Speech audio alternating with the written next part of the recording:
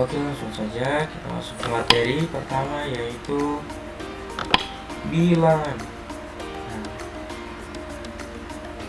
jadi bilangan itu adalah suatu konsep matematika yang digunakan dalam pencacahan dan pengukuran. Simbol ataupun lambang yang digunakan untuk mewakili suatu bilangan disebut sebagai angka atau lambang bilangan. Dalam matematika, konsep bilangan selama bertahun-tahun lamanya telah diperluas untuk meliputi bilangan nol, bilangan negatif, bilangan rasional, bilangan irasional, dan bilangan kompleks. Nah, submateri dari bilangan ini ada 8, yaitu membandingkan bilangan bulat, pengurangan bilangan bulat, operasi perkalian dan pembagian bilangan bulat, membandingkan bilangan pecahan, penjumlahan dan pengukuran bilangan pecahan, perkalian dan pembagian bilangan pecahan, mengenal bilangan berpangkat bulat positif, kelipatan persekutuan terkecil dari faktor persekutuan terbesar. Baik, langsung saja kita masuk ke submateri pertama, yaitu membandingkan bilangan bulat. Nah, untuk membandingkan bilangan bulat positif yang sangat besar atau bilangan bulat negatif yang sangat kecil, kalian bisa dengan mengamati angka-angka penyusunnya. Bilangan tersusun di atas angka 0,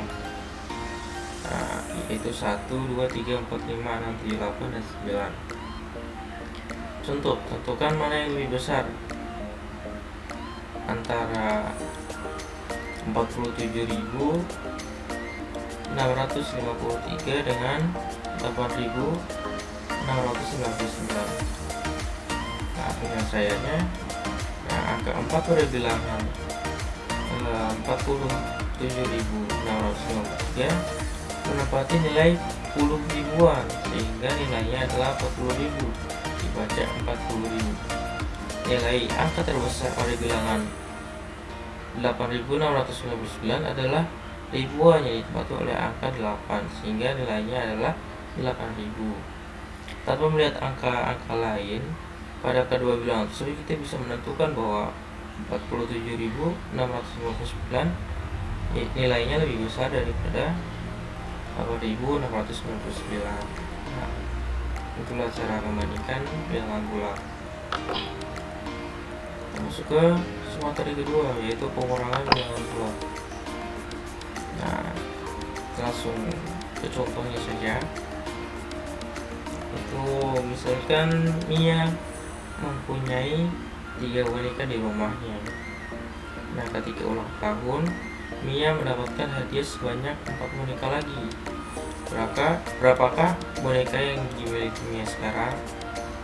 Nah, kita bisa menggunakan garis bilangan di bawah ini untuk memaknai penjumlahan 3 ditambah 4. Karena Mia memiliki 3 boneka, maka dari titik asal 0 bergerak 3, dari 0 bergerak ke 1, 2, 3. Nah, kemudian karena mendapatkan 4 boneka lagi, berarti terus bergerak ke 4 satu ke kanan. Berarti dari 3 ini 4 kali ke kanan lagi, 1, 2, 3, 4, sehingga hasil akhirnya adalah 7. Jadi boneka yang dimiliki Mia sekarang adalah 7 boneka.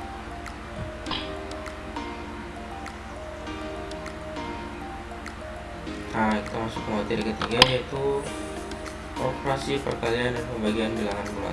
Nah, kita masuk ke operasi perkalian dulu.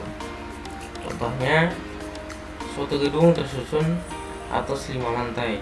Jika tinggi satu lantai gedung adalah 6 meter, tentukan tinggi gedung tersebut tanpa atap. Nah, mudah saja, karena permasalahannya adalah menentukan tinggi gedung tanpa atap. Tinggi satu lantai ada 6 meter, berarti tinggal 6 dikali 5 lantai.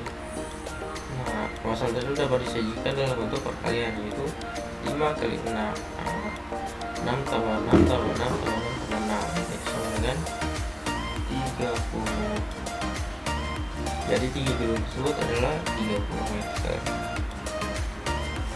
Nah, kita masuk ke operasi pembagian.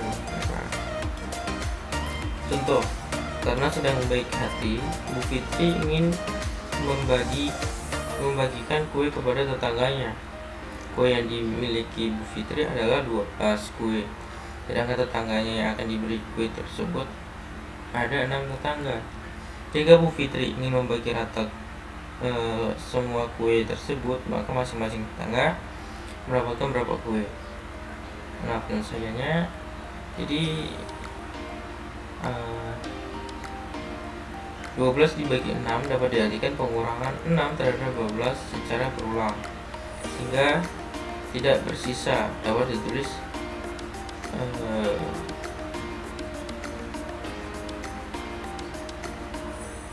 12 kurang 6 kurang 6 sama dengan 0.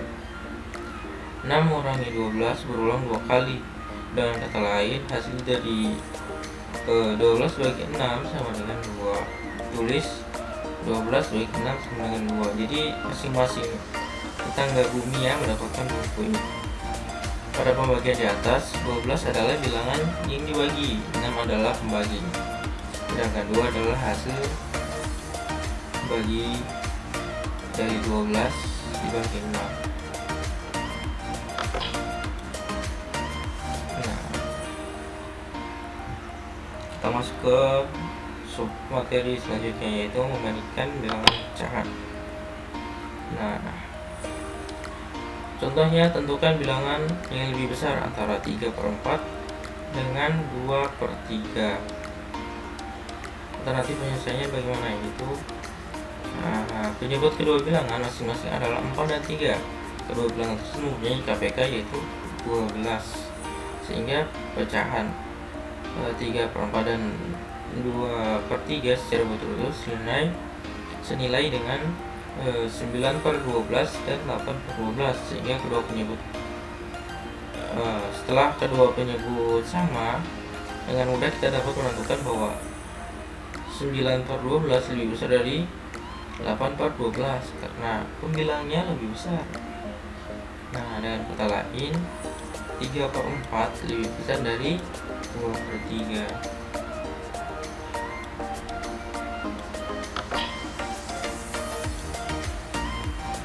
Nah, kita masuk ke penjumlahan dan pengurangan pecahan. Nah, ini contohnya, yaitu Nia membeli 1/4 kg buah jeruk, tetapi menginginkan teman-temannya akan datang ke rumah. Ia membeli lagi 3/4 kg buah jeruk. Berapa kilogram berat jeruk keseluruhan? Nah, alternatif penyelesaiannya pada contoh tersebut kita bisa buat bentuk matematikanya sebagai berikut. Berarti cuma tinggal 1/4 tambah 3/4. Jadi karena penyebutnya sama-sama 4, maka kita bisa langsung menjumlahkannya, yaitu 1/4 ditambah 3/4 sama dengan 4/4. 4/4 ini sama dengan 1. Jadi berat jeruk yang dibeli oleh Nina adalah 1 kg.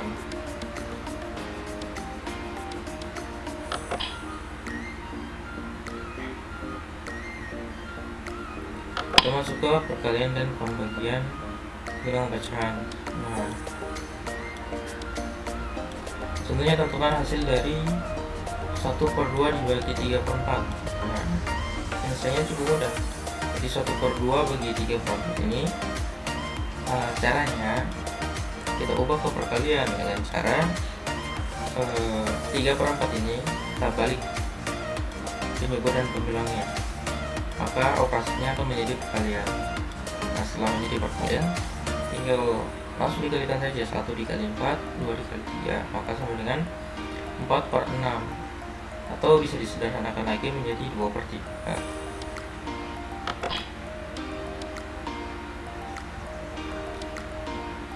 Masuk ke materi selanjutnya, yaitu mengenal bilangan berpangkat bulat positif. Nah, cara menjadikan bilangan desimal. Contohnya, cara menjadikan bilangan desimal 648 menjadi bilangan berpangkat.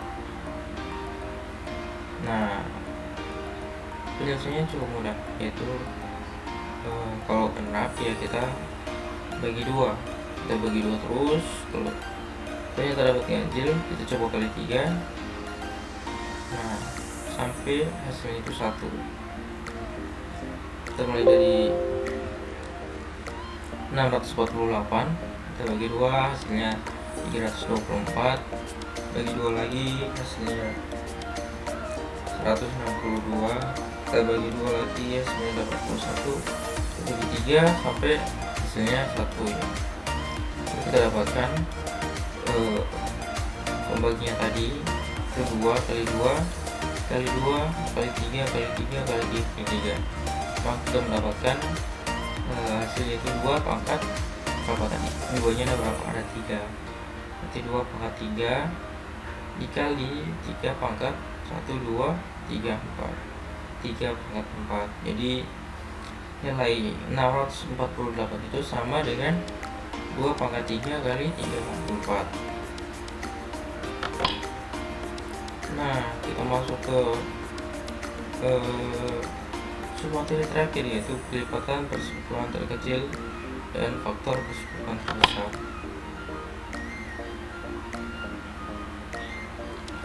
Nah, contohnya dengan Zainul, Evan dan Thohir mempunyai langganan bakso yang sama.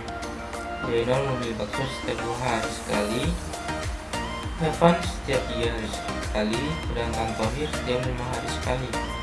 Jika pada hari ini mereka membeli bakso bersama-sama, tentukan setiap berapa hari mereka makan bakso bersama-sama. Jelaskan.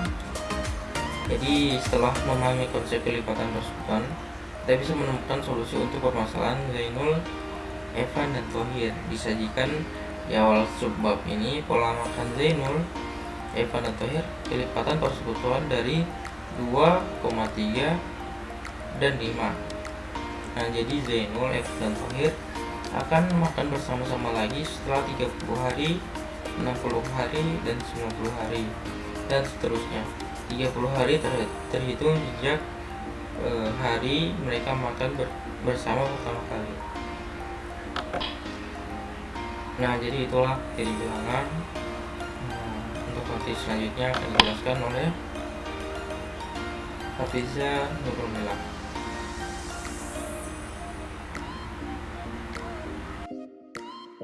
Ya baik, kita langsung masuk ke materi selanjutnya, yaitu tentang bentuk aljabar.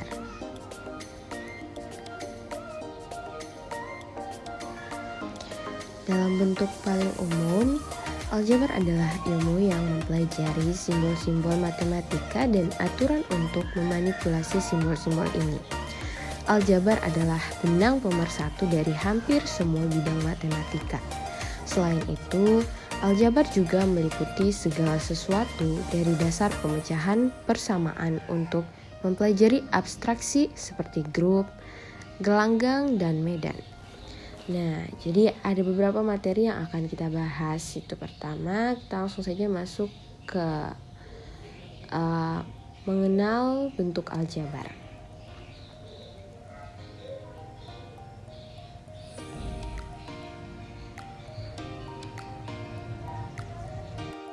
Nah, di sini ada bentuk soalnya. Sederhanakan bentuk aljabar 4x ditambah 9 dikurang 5x dikurang 2. Nah, penyelesaian alternatifnya itu pertama kita mengelompokkan suku-suku yang sejenis. Itu 4x ditambah 9 dikurang 5x dikurang 2, kita akan kelompokkan menjadi bentuknya seperti 4x ditambah 5x 4x dikurang 5x ditambah 9 dikurang 2. Dan sehingga bentuknya menjadi 4 dikurang 5x ditambah 7.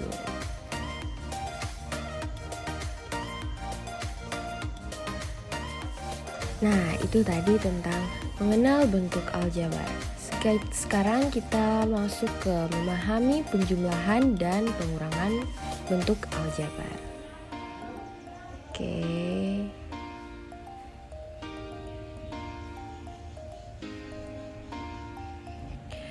Oke, jadi setelah kita memahami memahami bentuk aljabar tadi, sekarang kita akan memahami penjumlahan dan pengurangan bentuk aljabar. Nah, di sini ada contohnya.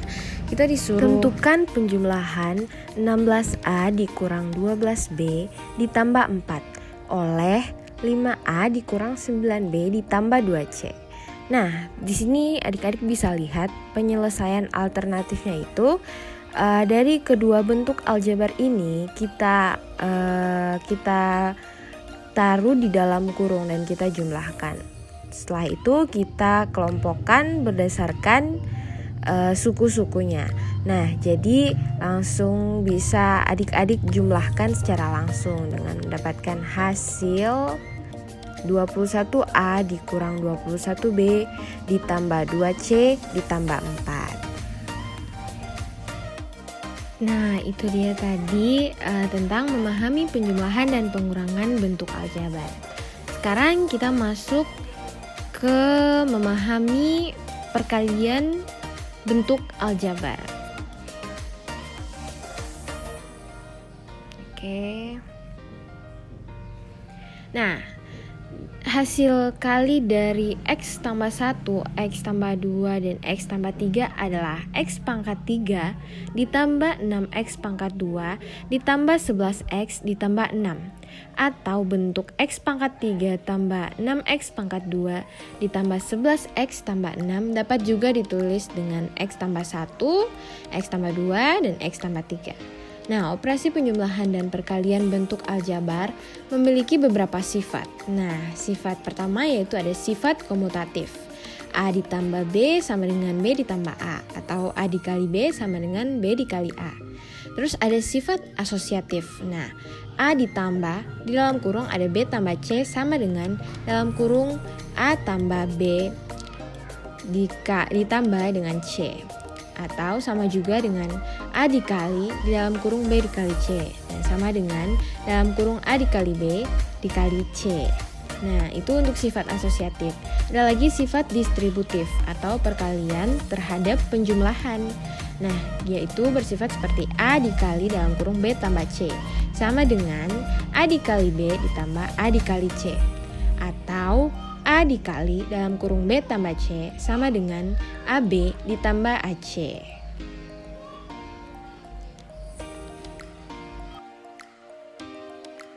Nah, kalau tadi memahami perkalian bentuk aljabar, sekarang kita memahami pembagian bentuk aljabar. Nah, ada contoh di sini. Tentukan hasil bagi dari 4x pangkat 2 ditambah 6x oleh 2x. Untuk alternatif penyelesaiannya dengan cara membagi bentuk 4x pangkat 2 ditambah 6x dengan 2x, kalian bisa menemukan bentuk aljabar suku 2 lainnya. Jadi, hasil bagi 4x pangkat 2 ditambah 6x oleh 2x adalah 2x ditambah 3. Nah, itu tadi memahami pembagian bentuk aljabar.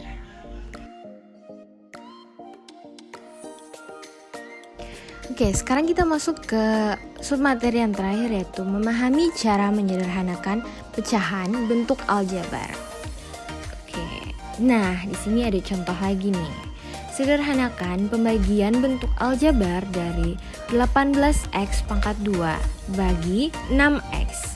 Untuk alternatif penyelesaiannya dari 18x pangkat 2 dibagi 6x itu pertama kita hilangkan faktornya yang sama dengan 6. Jadi 3x pangkat 2 dibanding 3x sama dengan 3x. Jadi sederhana dari bentuk aljabar dari 18x pangkat 2 dibagi 6x adalah 3x.